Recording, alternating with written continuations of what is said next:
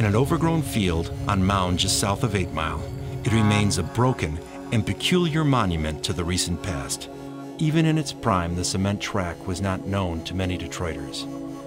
But for almost 30 years, the Dorais Velodrome was home to Olympic and world-class bicyclists. You wanted to be at the world-class, elite level, you had to have a velodrome.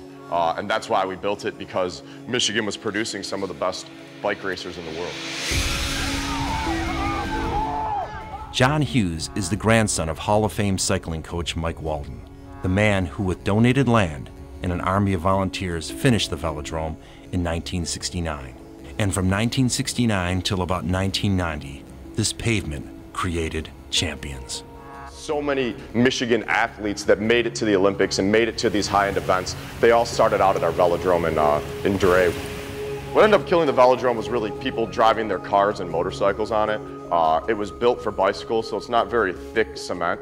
Considered too expensive to fix and too dangerous to bike race, it was abandoned for almost 20 years.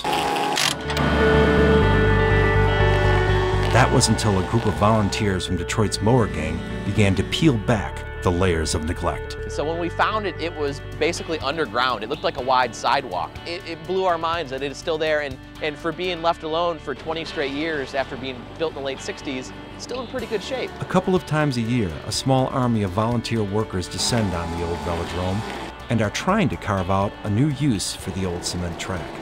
Andy DiDorosi hosts an event called the Thunderdrome. What we use it for is racing for mopeds and scooters and go-karts and $25 bicycles bought off Craigslist. And while the track will never be what it once was, both Andy and the mower gang are refusing to let the sun set on this piece of Detroit sports history. There's the cyclists, and there's what it was, and then there's what it can be, an amazing community space that no one else in the world has.